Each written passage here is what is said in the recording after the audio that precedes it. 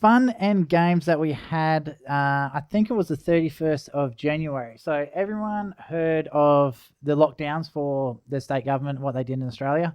So there was a little press conference beforehand. So there was a young lady who copped a heap of slack at that press conference. And it wasn't just from Jeff Parry. It was from all sides of the media. The media at that time, I think, their behavior was disgusting. So, and unfortunately, this was totally accidental on my part. I had no intentions to do this. So I think it's really important to tell everyone what actually happened and so they can understand, because this press conference went live and I was listening to the WA Today, I think it was, and apparently over 350,000 people watched it live. So this wasn't just a little splat. This went viral across WA. So what happened is I got forwarded a press release from Andrea Tokaji, and I really apologize. I keep butchering the name. Tokaji. Yeah, Tokaji. And so what happened is at Carter's Corner, we have a media list of all the journalists across WA, New South Wales, Queensland. I think there's about 250 names, email addresses on that list. So to help her out, because she's now an independent, she doesn't have the backing of the Liberal Party anymore, we forwarded it out to all the media contacts that we had through all our different actions in the past. And so what was supposed to be myself, my producer, and a couple other people there to help and support her, we ended up having Channel 7, Channel 9, ABC, West Australian, The Australian, a couple of independent journalists, a few, they're called ringers, so they don't work for anyone in particular, but they go do their own stories and they sell off the stories later on. There was a good maybe 20 people there from all different media, full on cameras, the whole 9 yards. It was awesome. It was so exciting because me growing up, I actually grew up watching Channel 7, and I thought Channel 7, like Sue and Rick and all that, I actually got to meet them, and because I used to work in the entertainment industry and the cafes and all that sort of stuff, so I've actually had a chance to meet these guys. And I used to only ever watch Channel 7 News, and I was really, really happy with it. And the excitement I had coming to I was so, when you're so excited, you're shaking. Like that's what I was like. I was absolutely ecstatic to be there. And so Andrea come out, she's doing her thing, she was doing her statement, it was going fantastic. We were getting some really good footage for it for Carter's Corner. And then all of a sudden, she started accepting questions. And the bit that I was really the most disappointed is how quickly the pack turned. Like, it was just a snap on dial, they're sitting there smiling, nodding. And then all of a sudden, just bang, it was just like a pack of wolves onto a hare. Like, it was absolutely amazing to watch. And the only time I've ever seen something that come anywhere near this was when David Koch and Darren Hinch attacked Pauline Hanson on the Today Show after the Christchurch media. They had no interest whatsoever in what she was to say. They were just there to attack. They wanted blood, and this pack, and it wasn't just Jeff. I have to be 100% clear on this. It wasn't just Jeff. There was this little short dude with brown hair, just kept butting in, cutting her off, just kept asking questions over the top of her. It was disgusting. I was really, really disappointed in the way the Western Australian media behaved on that day. And the bit that caught me out the most, I didn't know any of these guys except Gary from Channel 9, because me and him, I was at a family children's rights rally when that guy punched the cop and put him in hospital. And we were at Parliament House doing a peaceful protest in regards to preventing male suicide. So we didn't even know he was doing a press conference. We were just there. So he tried to kick us off the premise. And I said, we're here for peaceful protests. And he tried to get, I'll call security, rah, rah, rah. And I said, that's fine, go call security. You know what, there's police here, go get the police. And so he tried to get the police to kick us off Parliament House. And so when they said, no, they're fine, they're being peaceful, he called me and my daughter an a-hole, and we caught it all live on video. So from that moment, I didn't like Gary either. And I seem to keep having these run-ins with the Perth media, and they keep really attacking people. And the way and I don't care, like, I'm used to it. I get attacked all the time because of some of my political beliefs. But the bit that really, really annoyed me was the way they attacked Andrea. I think it was totally inappropriate. And I think Channel 7, Channel 9, and whatever media the little short guy with the dark hair was from, I think they all need to give her an apology. And to find out how she feels, we've actually got her on the line with us right now. So, Andrea, are you there? Yes, I am. Fantastic. Andrea, thank you. And I'm sorry for putting you on hold for so long. I just That's really right. wanted to, because one of the accusations that the person from Channel 7 made is that they were claiming I was a part of your campaign. Yes. So when was the first time you actually met me? So, Travis, as you know, we met that morning for the first Literally, time. as you were walking down the stairs of Parliament House, that was the first time I'd ever met you. I'd never spoken to you, never sent you an email. Just to be That's clear, right. who was the person that you did all your correspondence through? A third party. Yeah. And look, I am new to Perth. So this was my first press conference, my first experience of this process. And of course, I called it to try and set the record straight. Mm-hmm. The few days prior to the press conference, I had the media hounding me. I didn't get one moment of respite. So I thought, you know what, try and set the tone and call the press conference, try and speak to people rationally, reasonably, tell my story, and just set the record straight. And of course, when I arrived at Parliament House, I set up and introduced myself to everyone, including yourself. Yeah. And I was being very professional and polite. And, I expected professional courtesy and respect back. And I can tell you now, I was at that press conference. It was broadcasted live. So if you do want to have a look at it, WAMN News streamed the whole entire lot live. So, yeah, Bill's looking at me like, oh my God, that was like, I got to see that. I want to see that. It was live. And I was absolutely blown away. Like, I can understand the gotcha articles where someone's doing something really wrong and they've got to go out and get them to bring them to justice. I can understand rudeness on those sort of articles. But this is a press conference to say, hey, this is what happened. This is my side of the stories. Why didn't they just ask you questions? The bit I found, and I'm trying to say the O word here, the most offensive, not to me, but to yourself, is the way Jeff turned around and said, I think it was a quote, "What's your relationship to Travis?" Yeah, no, live in front of everyone, shut down the press conference. And sorry, Bill's got a look of dismay on his face. What's your relationship to Travis Carter? And it's like, it's not about me, it's about Andrea. And that's the bit that I thought was really, really rude. Jeez. Yeah, look, we all know that unfortunately these days the media do construe things, or they look for a headline. Mm-hmm. And in that instance, I just realised that they're not after the truth. They're not after hearing my side of the story. They're not even after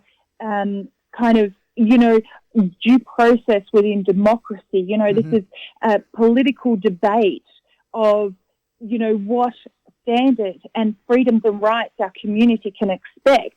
Mm-hmm. It was more about creating their own story if they can't find the dirt that they're looking for on someone. And it was really disheartening for me because, I am a refugee kid. I was born in a communist dictatorship regime. I do not want to see the control and the violation of individual freedoms and rights in this country, and yet we see it slowly slipping away. We're succumb to fear, fear-mongering. And the point of my article was to push back on that and say, hold on a sec, let's have a community conversation of where we're at. Exactly. April 2020. Yep, exactly. Globally, there's something wrong with, the global community if we're just accepting this without questioning it. So what should be the threshold? And of course, the media didn't want to discuss that.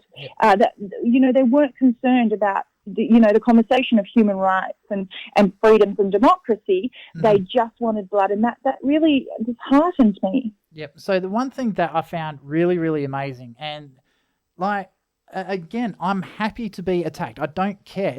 A lot of people don't know this. I actually ran a campaign in the electorate of Brand during the federal election. I think the politest thing that ever got said to me while I was running that campaign was that I was the love child of Clive Palmer. So I'm used. I thought it was the best insult I've ever had. So kudos to the person that said it. I think it was hilarious. But Jeff later turned around and reported that you had links to One Nation, and this was totally contrived and made up, and that it was totally untrue. So let's set the record absolutely 100% clear. Do you have any association with One Nation? No, I never have. And I have no idea where they came up with that fabrication. I think I can tell you, but I'll tell you that one off air because it's not very flattering to a few people. But we'll get to that one. So, me personally, what I'd love to see, I want to see a written apology from Channel 9 because Gary was into it as well. I have to, I've bagged out ABC a lot on this. That the guy from the ABC was actually really good. He was the tall guy with the ginger beard. He asked his question, moved on. It was good. It was the little short guy next to him that was really rude. I'd love to see a written apology from Channel 9. I'd love to see a written apology from Channel 7. I don't care. I don't want it. I want you to get this because the way they behave towards you is absolutely disheartening. Now, the one question I want to ask, after this press conference and the exposure that you got, I don't know if accidentally or deliberately from it, do you think this has helped your campaign as an independent or do you think it's hindered it? Look, I honestly didn't sign up for this. The trolls have been relentless over the last few days. I mean, they're using every horrible word under the sun, throwing it at me, and to be honest, my mental health has suffered. Like, no reasonable person welcomes, such vile hatred. And it's a way of, I believe in free democracy. Mm-hmm. I believe that we should all have freedom of speech, freedom of association, freedom of conscience, freedom of belief, all of that, right? And so that's what I'm about. But when, within this process, the only reason I got involved in politics is to stand up for those things and fight for those things.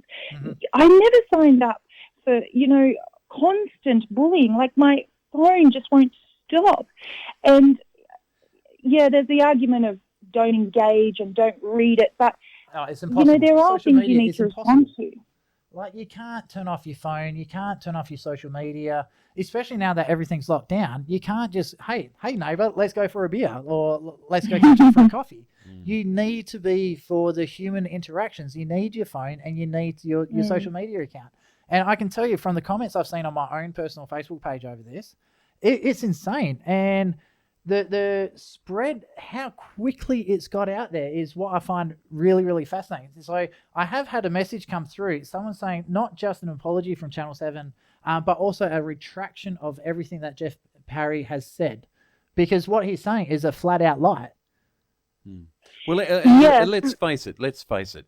We all know that a lot of the societal norms of what people think these days, if it's not blessed by the press, if it's not accepted by the press, then and they therefore bag people, it seems to be that it's they are making the decisions how society reacts to things. It's just absolutely ridiculous. I refuse to watch any of the mainstream, 9, 7, 10. I won't watch any of that.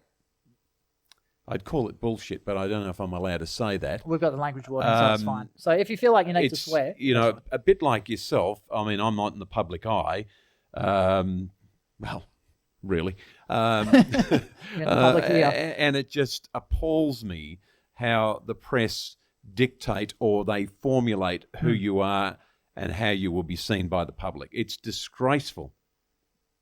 Gentlemen, what really frustrates me is the hypocrisy of all of this. Mm-hmm. I mean, our society, advocates for non-discrimination. Mm-hmm. But when you have an opinion different to someone else, all of a sudden you're treated differently. Like, there are so many double standards in our society, it's ridiculous. And the other thing that frustrates me is we've lost the art of political debate in our society, in our community. True. Politics is meant to be not only about serving, so that politicians serving their community, representing the public, but also bringing robust discussions to the community for robust, involvement. It's not meant to be an ego trip. It's not meant to be about agendas. And, of course, we know that that's ultimately what it becomes. Yeah. See, so true. So true. Yeah, I just can't believe how these days, particularly in politics, if you're not happy with the voters' decision, they vote somebody in, then you can go out there and start creating false stories and creating, you can start to say, well, we don't accept the decision of the umpire. We don't like the decision of the umpire. This so ridiculous carry on. I mean, there used to be a time when a particular party got elected. Well, if it wasn't your party, well, you just got on with it. Okay, you just got on with life. I think America needs that advice at the moment. but you're getting dangerous. Look, I've heard the word anarchy thrown around a little bit, particularly in the US, particularly. Yep. But the environment is getting very, very, from what we've heard about Greece, you're starting to see good reason why people would start to use that term and even start to enact that idea, because they're saying, well, no one's listening to us, no one's looking at what our needs are. It's all about somebody else and all of these other corporations and governments and whatever. I'm babbling now, but I can see how it's dangerous times, particularly where everyone knows that the press is so biased and they're so they're so dangerously directing society these days, because they stand up and say what society, how society should react to something. Whereas the vast majority of the people sitting there reading this stuff are saying, well, I don't agree with this. But you don't get a say because the press have the voice. Mm-hmm. They have the delivery. And the irony of all of this, the irony in all of this is that the left is attacking democracy, which has given them their freedom and right to do what they do in the first place, at the detriment of losing all freedom and rights. Do they realise that? I don't think they care. Honestly don't. Yeah, I think Bill's hit it on the head. You don't care. Now, one thing, and this is one of the driving forces why myself, Dwayne, Aaron, who was previously on the show last season, we pushed so hard to get this show on, and a lot of people have said that we're probably a little bit too right-leaning. We are constantly messaging, emailing in talks with Labor and the Greens to come onto the show. We've had a few Liberal people on the show in the past. We got so sick of the biasness and like the one-sidedness and just trying to hide what other people want to say. That's why this show was created. Now, we have pretty much unanimously bagged out Channel 9, Channel 7, and ABC. So I want to throw out an open invite. And I know for a fact that Jeff listens to this show because he's told me my show, and I quote, "No one listens to your show. It is crap." And then he stormed off. So I'm going to throw an open invite out to Jeff Parry. I'm going to throw an invite to Channel 7 and also to Channel 9 and Gary. Feel free to come into the show. I will save you a seat. Anytime you want to be on the show, guys, more than welcome to come onto the show. Even ABC. If you feel that you want to say thanks for a compliment, hey, come on board. If you want to question some of my shows, come on board. I'm more than welcome to open the invitation to you guys and girls to come onto the show. Just like I have with Andrea, like I have with Charles from the WA Party, like Malcolm Roberts from One Nation, he's been on to the show. We had Paul Miles, former Liberal Member of Parliament.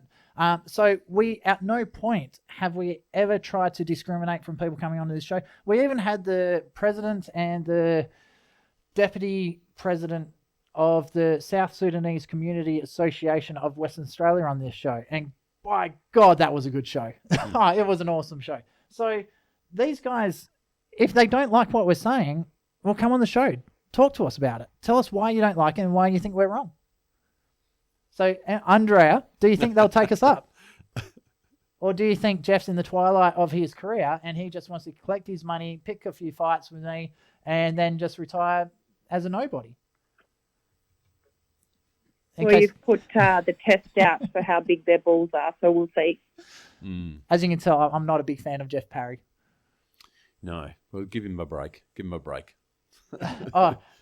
We also had Andrew Miller, the head of the Australian Medical Association, said that he was going to come onto the show, and then he Googled me, and then he pulled out very quickly. So then we had the president of the Australian Royal Australian College of General Practitioners come onto the show as well, and now we've got an independent in Andrea. So we've had pretty much everyone. So Andrea, I need to pretty much wrap this up because the show is coming to a very, very close end. Before we wrap it up, is there anything you want to say to anyone? Absolute open platform. Go to town, my young friend. Look, I think it's wonderful what you're doing on your program, and we need to all be vigilant in protecting our freedoms and rights in this nation, protecting the process of democracy. I want everyone to actually vote, to make an informed decision when you vote. I want you to talk to your local members, get involved in the political process. The reason why bad laws get passed is because people stop caring about the process. True. They disengage. Very true. It's so important as a community to make submissions, to go to the inquiries, make recommendations, which I've done as a lobbyist for the last 10 years in several parliaments across Australia, and to continue fighting to protect our freedoms and rights and have a political voice. Political communication is an inalienable right we have written in our Constitution, but it's being tested currently, and we need to protect it. If we don't remain vigilant, it will be taken from us. So, Andrea, I have to say, I have to give you a formal apology from myself. I had no idea they were going to do what they did at that press conference. Wow, I don't know what to say. Like, I had no idea it would cause this much of a stink within the media within WA, and I'm gutted for it. So I have to wish you best of luck with your campaign. If you ever have anything you want to talk about, feel free to come onto the show. I think it's the least I can do with you to help you out with your campaign on that side of things. And to all the listeners out there, please remember, we've got to stop giving our money, our taxpayers funded money, to the majors. So please, if you want a Labor government, put them number 2. Don't put them number 1, because they're just pocketing your tax money. Again, if you want a Liberal candidate, a Liberal government, put them number 2. Make sure you put independents like Andrea first. We need to send these guys a loud and clear message that we're not going to be taken advantage of anymore. We really need to stand up tall. And to be honest with you, Andrea, I think you are doing a stellar job, and keep it up. Keep your chin up, and you know what? If you ever want an event, just give us a call and we'll put it on there. And you could be the catalyst for change. Oh, definitely. You could be that. Sounds good catalyst. to me. Yep. And Andrea, thank you very, very much for coming on the show today. So good luck with the campaign. And that is Carter's Corner signing out for today. Bye. See yous.